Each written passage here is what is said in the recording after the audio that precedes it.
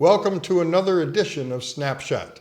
And I am very pleased that Kathleen Pasadomo from the Florida House of Representatives is with us today. Kathleen, welcome to Snapshot. Thank you. And I thought we'd start off by asking about Kathleen. Before we get to the political aspects of your career, let's talk about you. Sure, I'd love to. I came to Naples in 1979.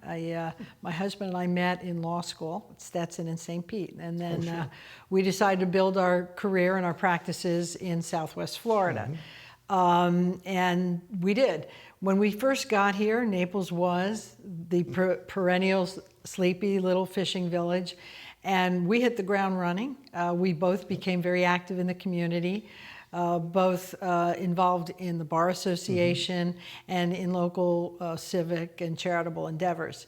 In fact, when we first got here, back then, there were only really two nonprofits that you could get involved in. Now there's thousands.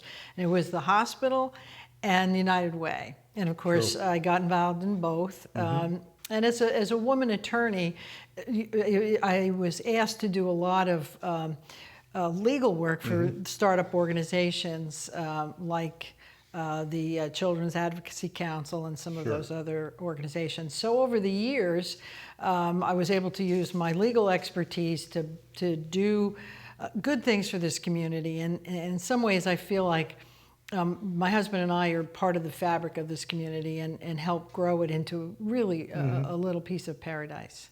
Excellent. My father-in-law moved here in '78, by the way, so I sort of mirrored the time that you came, and you're right. This area has grown exponentially. Yes. From the '70s up through now, we're in 2016. Seems a bit appalling to me. That's right.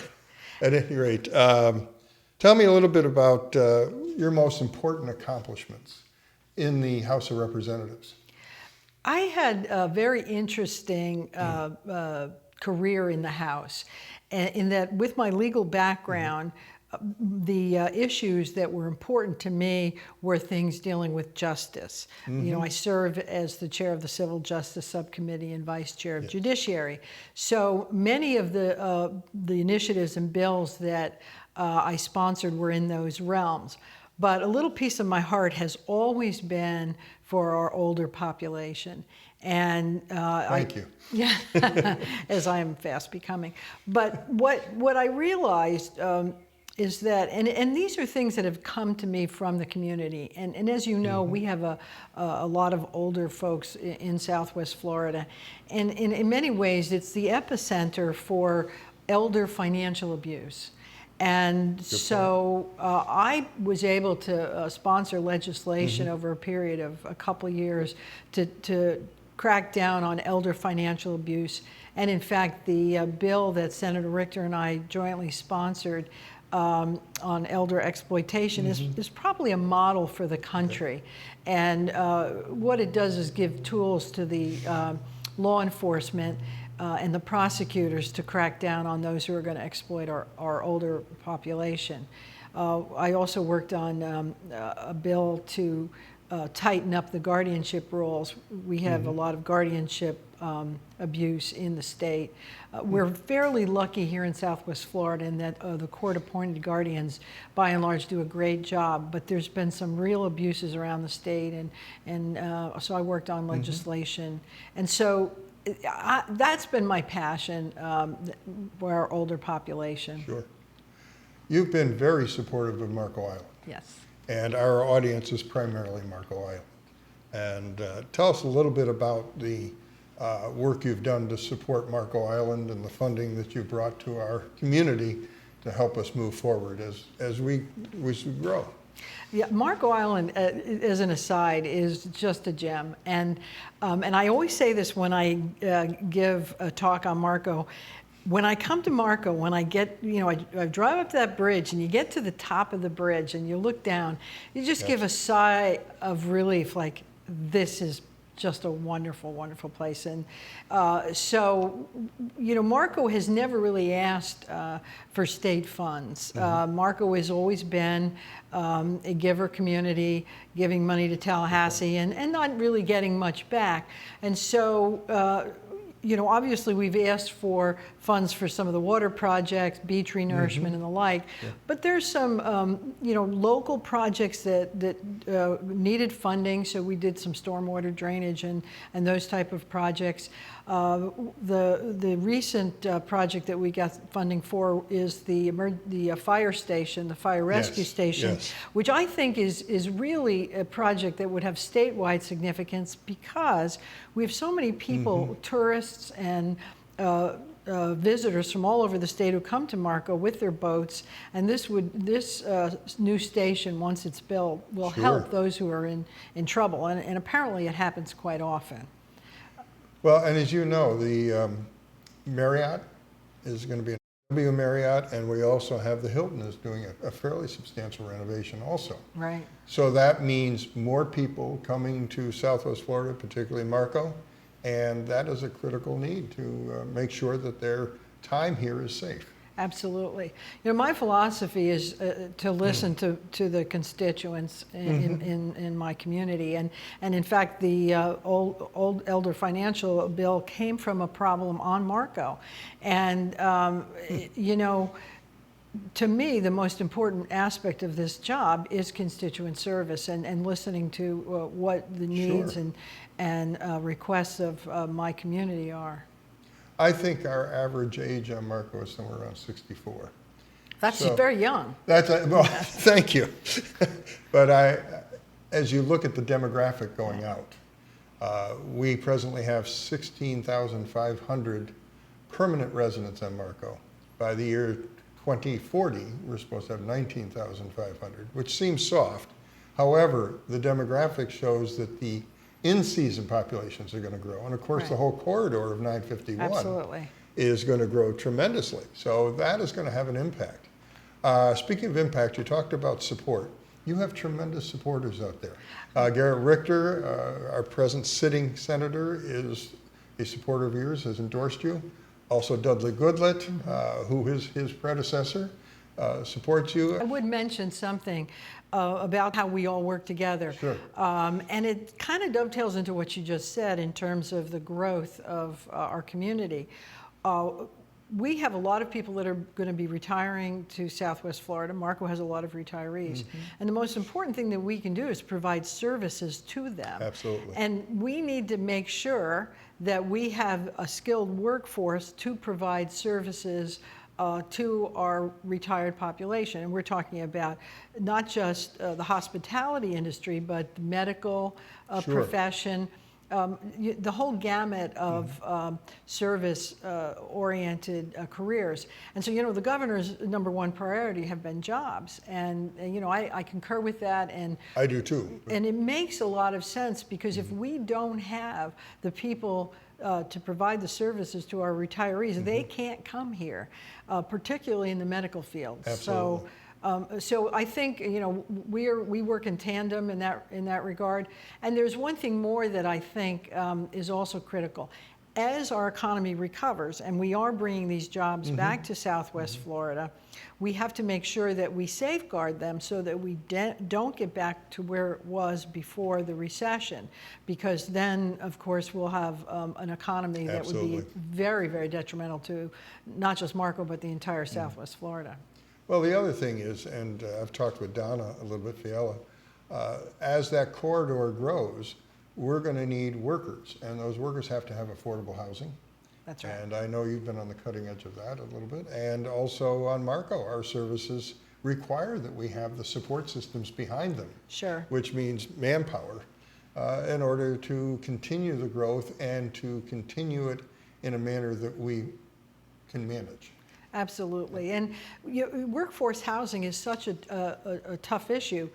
Interestingly enough, when we did have the economic downturn, and sadly for our community, in 2008, we had 14,000 construction job loss, and all those people who left Southwest Florida left vacant homes that were in foreclosure. Sure. Well, now the foreclosure crisis, at least in Southwest Florida, is evaporated basically, and all those homes have been sold, and we have people living in them. The prices are going up. So affordable housing for our law enforcement, our nurses, and EMs, the people that are on the front line, teachers, is becoming hard to come by. And so we have to think creatively, because the land is so expensive the closer you get to the Gulf. We have a lot of unimproved lands in the area, pretty far east, but we don't want to have people living halfway to Miami who are working on Marco. So we're going to have to find some creative ways with new developments as they are coming online, to at least allocate portions of those developments to workforce housing. And how we do that is something the County Commission has got to grapple with. And the city of Marco and the city of Naples, the hospitality industry, the medical community, every business, the construction industry, are going to need places for their employees to work. Well, and you look at transportation, because That's right. you have to have these communities close enough where they can access without being a huge burden on their ability to survive. So it's a mixed bag, but I think that Southwest Florida, and particularly the Marco Island, Naples area, has been a leader in terms of having the foresight to see these things coming, and the leadership, which you represent, to get the job done. So. Well, it's quite a challenge, but I think the good thing is that, and I feel really strongly about the future of our state. When you compare Florida to our competitor states, which are Texas, Illinois, California, and New York, in most of the matrices, we come out number one. We're number one in job creation and job growth. We're number one in economic development.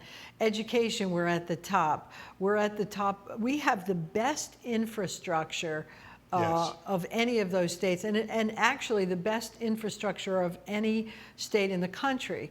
And that's really important, because Florida's a big state, and it needs to be able to grow in such a way that it's manageable and having a good. So I feel very confident about the future of our state, but my big concern is to make sure that we do not go back into a recession that we had in 2008. And our number one priority is to keep the jobs coming and keep people employed, and make sure that the jobs stay here. Sure. Kathleen, why the Senate? Well, it's a question of opportunity. Senator Richter, as you know, is terming out, and if the seat opens up, and if I don't run for it now, I probably never will. And the Senate only has 40 members, as opposed to the House, which has 120. Exactly. And so in the Senate, you can do a lot more. Senator Richter was a really, really great senator for our district. He did so much for us. He's basically an unsung hero. He doesn't really toot his own horn, but he has done a lot for our community. And I want to be able to continue his initiatives and bring a lot of, not just dollars back to Southwest Florida, but good legislation, good policy that is important for Southwest Florida. And we have confidence that you can do that. Thank you.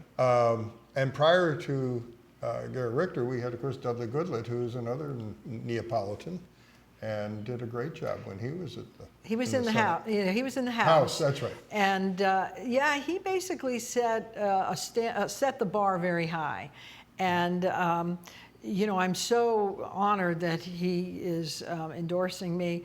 I think we have a very similar philosophy, the same love of the community. It's really important, I think.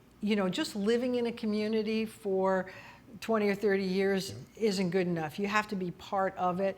You have to understand people from all over the community, and you have to be invested in the community and the initiatives that are all over. Yesterday, I had lunch with a group of 40 women, and every one of them was involved in a different civic or charitable organization. Amazing, giving their time for really good causes throughout our community. Absolutely. Share with us, Kathleen, how people can show their support for you, or how they can get in touch with your campaign. Well, I have a website. It's KathleenPasadomo.com, and there's an address if somebody. There's actually you can even contribute online, which is a whole Excellent. new world.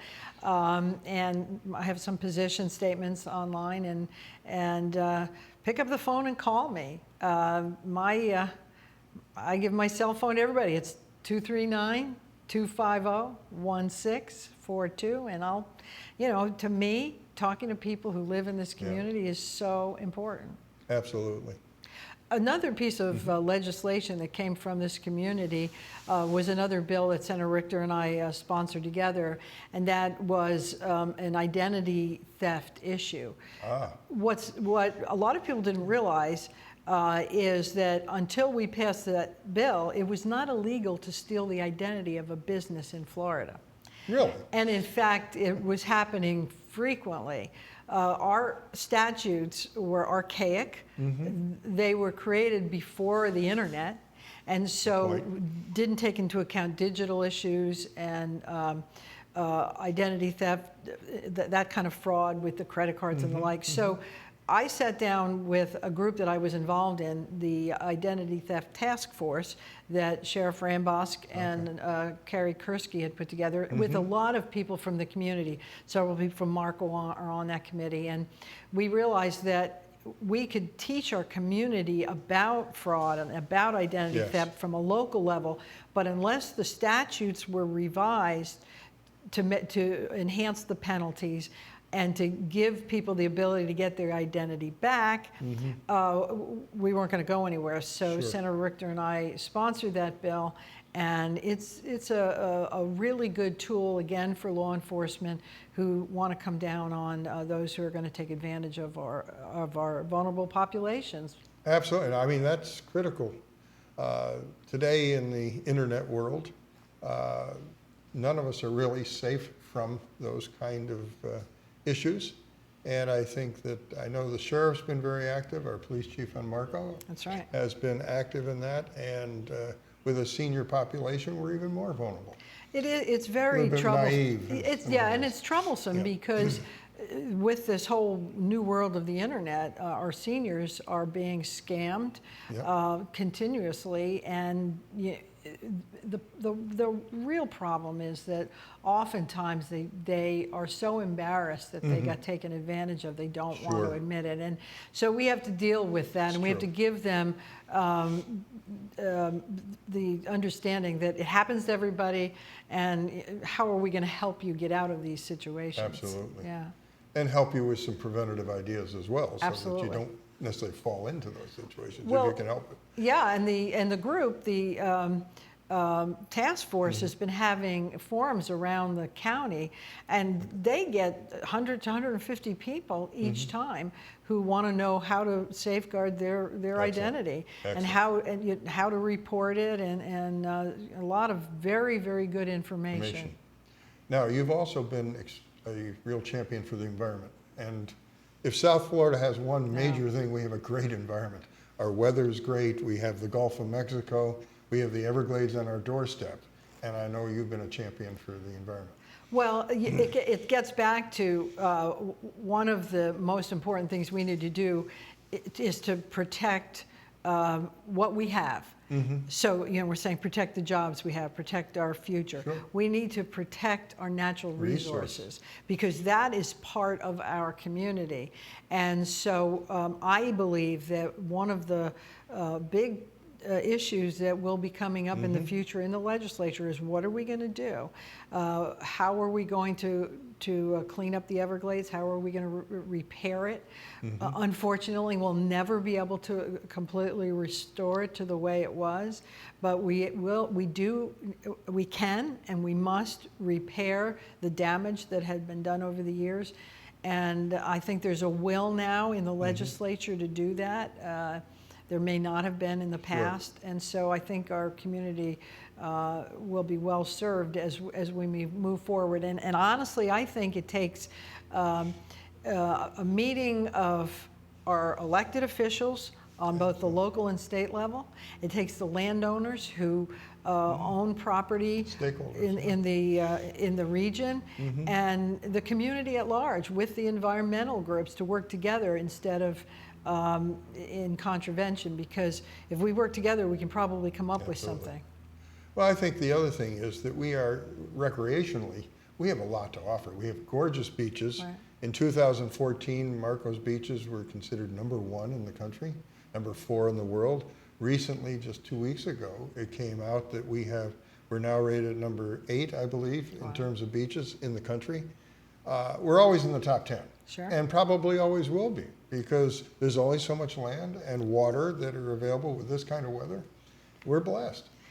And because of that, I think the environmental concerns of maintaining our beaches, our wetlands, and so on and so forth Exactly. in balance with the human growth Right, is right. critical. And that falls to our legislature and the Senate to safeguard us. Absolutely, and I think, I know I'm committed to it because I've lived in Cuyahoga County for 36 years. And we have developed and grown, I think, in a responsible manner. We need to safeguard that, Sure. and that is a huge responsibility for all of us. And we don't want to be concrete to concrete like a lot of places on the East Coast. And I think the management of our growth responsibly is our job. And I take Absolutely. that very seriously.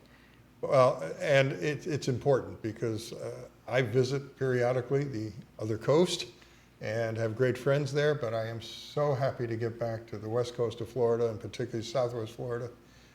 It's just a special treasure, it's a pearl, and we need to preserve it. We best not tell other people about it. We'll get too many. Well, you have a point. Fortunately, this is shown on Marco, so they already know. Yes, they do. Anyway, Kathleen, thank you so much for joining us today out of your busy schedule. And I know as we move forward here, as the campaign continues to develop and grow, your time is going to be precious. So we very much appreciate you being here, and we look forward to calling you Senator. Thank you so much. You're very welcome, and thank you.